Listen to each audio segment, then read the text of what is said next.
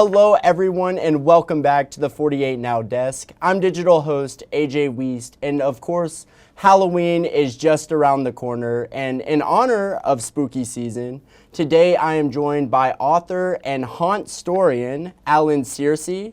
Allen, thank you so much for joining in with me today. You recently published a new book titled Ghost Stories and Graveyard Tales, Alabama. And before we get into those spooky ghost stories here in the Yellowhammer State, first I must ask, what was the process like creating this book? Oh man, it started years ago.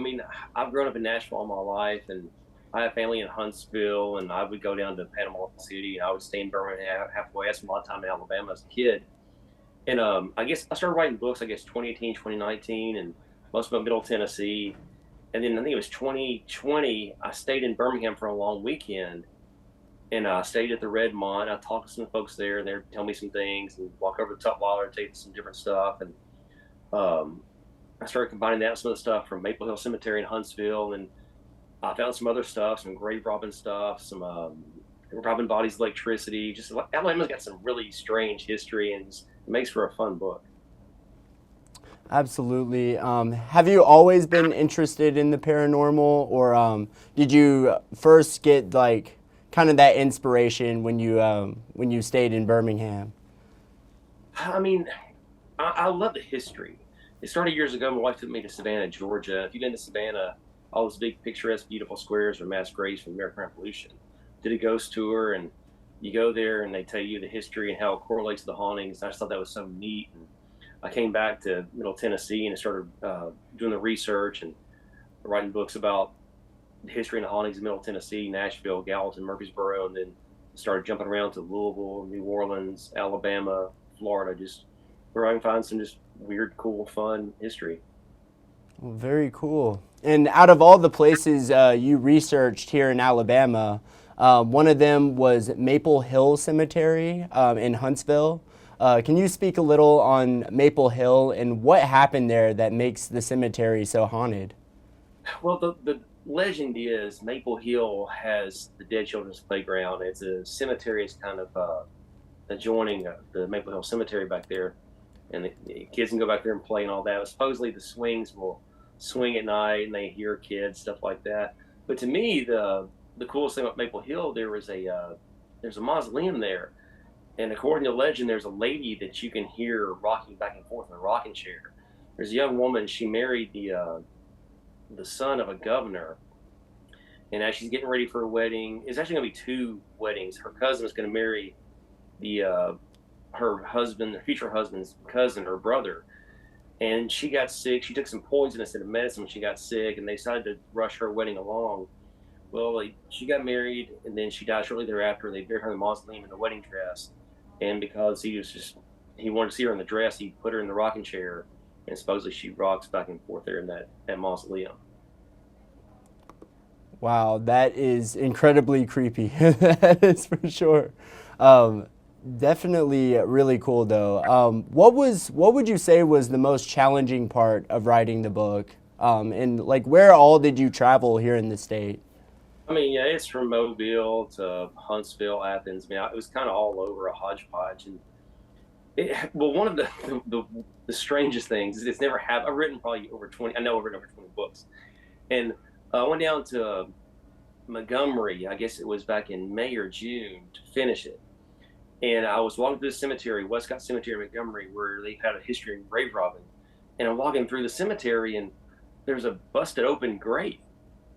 And I just kind of looked down and I looked closer, and there was exposed jawbone. And so I took a picture and I sent it to the mayor's office. And said, hey, you guys might want to come fix this. And they assured me that they would. And they were robbing graves back in the 1800s, and they may still be doing it today. I don't know. Oh my goodness. That is so awesome. I'm not awesome that they rob graves, but awesome that you have learned of these different things. But what was your favorite part of the entire process? Is it the learning aspect of it? Yeah, it's just finding weird stories. There's a story in Huntsville. If you're familiar with galvanism, it was a thing. It was prevalent in the early 1800s when Mary Shelley published Frankenstein in 1813. it was the first science fiction novel ever. So all Mhm. these doctors and crackpot scientists over in Europe, America, they want to see if they could revive bodies too. So there was a guy who was executed in Huntsville, and there was a doctor who made arrangements with the guy who was being hanged to take possession of his body. So they took him back to this outbuilding and applied current to him. They hooked up a wire to his spine and then to his temple.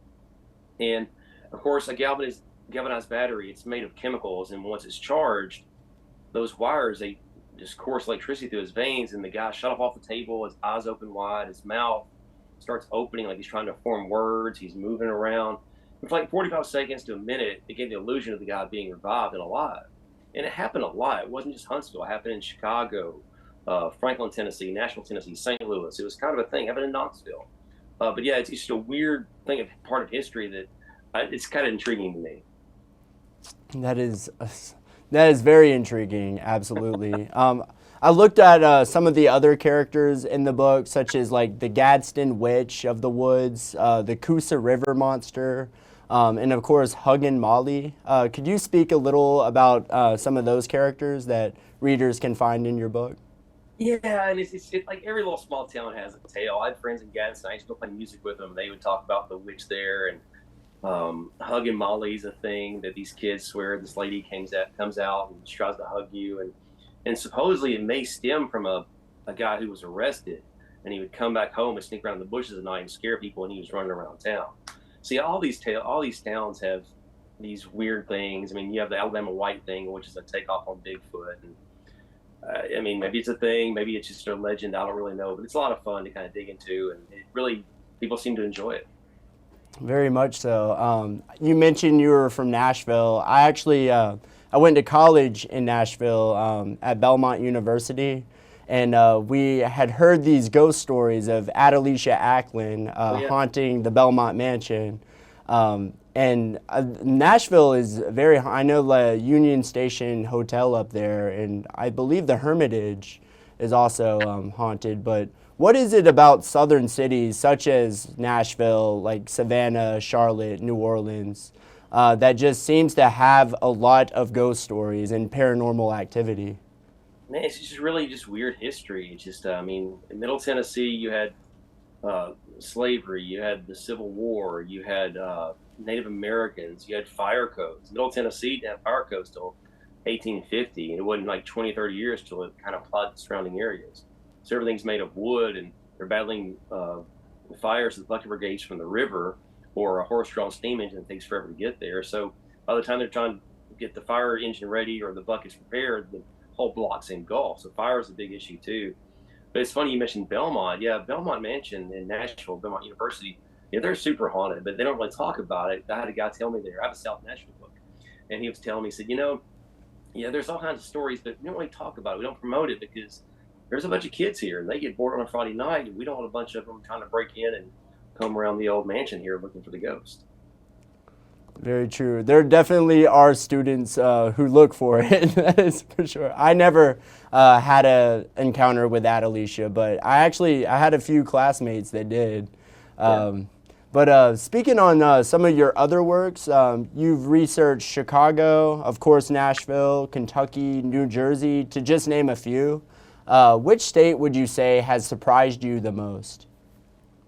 Oh man, I mean, there's just weird history everywhere. Alabama is so rich and just weird stuff too. Um, Something that really caught me by surprise was the whole grave robbing thing. It's really prevalent, and it happened in Alabama, like I mentioned earlier. But the Midwest, Chicago, St. Louis, Cincinnati, back in 1800s, you could make $20 a day working as a laborer at the docks, or you can make $40 in one night stealing one cadaver and selling to the medical college. A place like Cincinnati had multiple medical colleges, or even Nashville or Chattanooga. Um, they get their bodies for the students to dissect. They get a few each month from the county. Well, it's supply and demand. You got all the demand and very little supply, so you have them. They're paying folks to raid the graveyards, and because the money is so great, there's just the shenanigans are off the charts. The things people do to get these cadavers and sell them to the colleges. So that's just the wormhole I fell down a couple of years ago, and it just shocked me how prevalent it was in the 1800s. And today it's outdated and barbaric, but it was an industry in the 1800s that kind of operated in the shadows. Wow, very cool. Well, Allen, where can people find your latest book and the rest of your work? Every bookstore is different. Books a Million, Barnes and Noble, they have different titles. Amazon.com has them all. You can find them online. Find them online. All right, perfect. Do you have social media that people can find? Yes, sir. You can find me Allen Sircy or Southern Ghost Stories on Facebook, Twitter, or X, whatever it's called nowadays, Instagram. Yes, sir. Absolutely.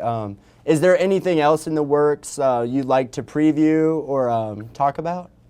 Well, it's funny you mentioned Savannah. I'm actually going down there in a few months. I started on this book in 2019. I hope to wrap it up later this year for next year release. Yeah, Savannah has so much history from the Revolution, and just it's a really cool town. And yeah, I love Savannah, Georgia. Absolutely. It has a lot of history. I know that. I've been there once or twice. Actually did a walking ghost tour. Definitely was a lot of fun. But Allen, that's all the questions I have for you. But of course, if there's anything I didn't ask that you would like to add, feel free. But thank you so much for joining in with me today. Yes, sir. Thanks for having me.